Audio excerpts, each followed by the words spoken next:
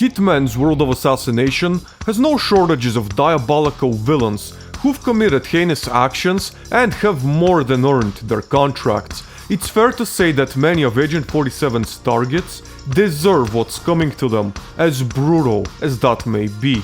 However, amongst them, there's also a small amount that make you scratch your head and wonder as to how that particular person would ever end up on Agent 47's kill list. Coming in on our very first spot, we have the very first elusive target to ever appear in Hitman. That is of course Sergei Larin, also known as the Forger. Now, the Hitman series is known for going after some of the most evil and powerful people in the world, from mass murderers and kidnappers to serial killers and lawyers. You truly do go after the worst of the worst.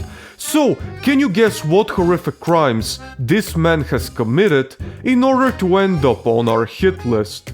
That's right, he forges paintings. But not just any paintings, however. He forges his wife's paintings and sells them for personal profit. What a monster! How he's eluded the FBI's most wanted list is a total mystery. Of course, his poor wife can't divorce him, as he'll legally own a part of the paintings, and if she reports him to the police, he'll be out before dawn. So clearly, the only option this poor gal has is to have him brutally slaughtered by the ICA's top killer. Any way you wanna look at it, it's a very flimsy motive to kill somebody. One that would put the wife behind bars for far longer than the husband. In fourth place is Galen Vos from Hitman 2 Special Assignment A Bitter Pill. This man's unforgivable crime is selling water and lying about its properties, claiming Atlantide is able to prevent all types of health hazards while having no scientific proofs to go along with it. On top of that, he also plays the part of a shyster doctor who prescribes people Atlantide water for their general health. Let's cut to the chase.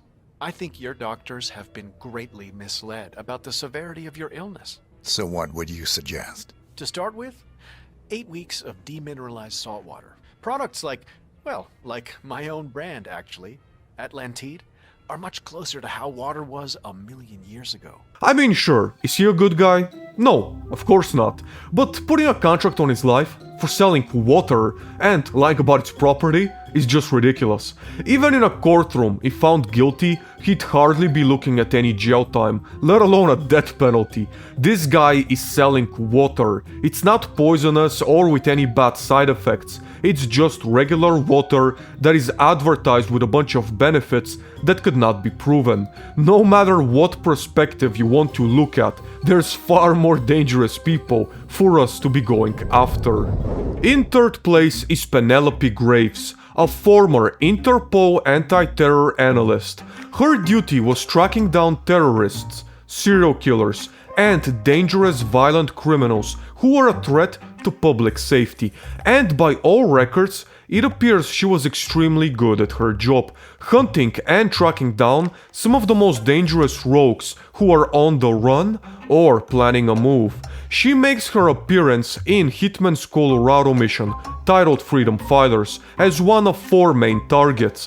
Our first target is Sean Rose, an extremist who's been involved in numerous bombings, killing innocent people, many of whom were kidnapped children. Maya Pravati is a professional assassin involved with criminal gangs as well as gun running, and Ezra Burke is an interrogator who tortures people into giving up information.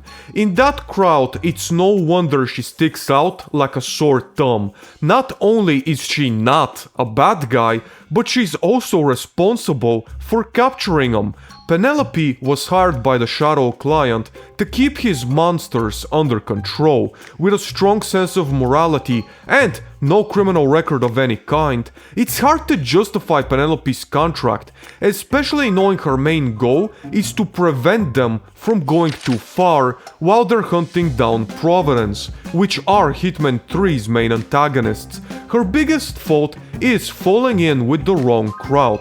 But still, despite that, she seeks to do no wrong, making her elimination that much more questionable. Next up in number 2 is the one and only Dino Bosco, the Icon, a washed up actor who's trying to make a comeback, starring as a lead actor and director in a superhero film by Laventure Pictures. Bosco is a perfectionist. He refuses to wrap up production until he feels every scene is top notch. I wish he was working in the gaming industry. Boy, would that be a difference maker. Why do you care? You're buying the art. You will get your art. Yes, I'm striving for perfection. That's what I do. That's why you hired me. Anyways, this leads to many reshoots, so many that the studio is on the brink of bankruptcy. However, since they can't fire him, the movie studio feels the only way to stay in business is by killing their lead actor, not helping him finish the movie or having a stern talk with him. No, this studio, on the brink of bankruptcy, decides to hire the world's most expensive assassin to take down their main star. Good thing they never met Edward Norton or Charlie Chaplin. Any way you wanna look at this, killing somebody because they're a perfectionist trying to make a good movie is one of the stupidest motives in the world. Not only is it weird, but also it makes no logical sense whatsoever. There's countless different backstories this target could have been given, especially knowing the skeletons that have been hanging in the Hollywood closet. But this is just about as nonsensical as it gets. In first place we have Class Stellar from Hitman Contracts. Yes, the only target that isn't from World of Assassination is also the one to take the top spot. Klaus is a private investigator who was sent on a mission to infiltrate a biker gang and retrieve incriminating photos which the gang used to blackmail the current mayor of Rotterdam. However, even before the mission begins, he is captured by the gang and tortured with electroshocks.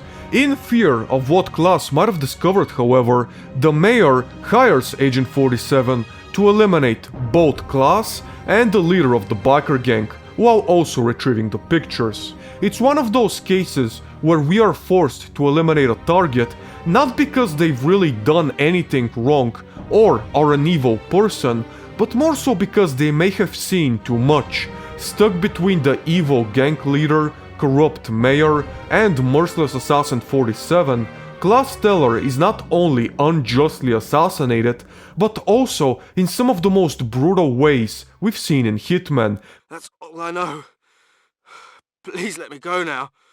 Please, God, I'll pay you. I know people. I'll do anything. There's only one more thing you need to do. Making him a perfect candidate to lead this list's standings. And with that, these are 5 Hitman targets who didn't really deserve their contracts. If you enjoyed and would like to see more, place the like button, subscribe for more content, and until next time, this has been WildGold, and thank you all so very much for watching.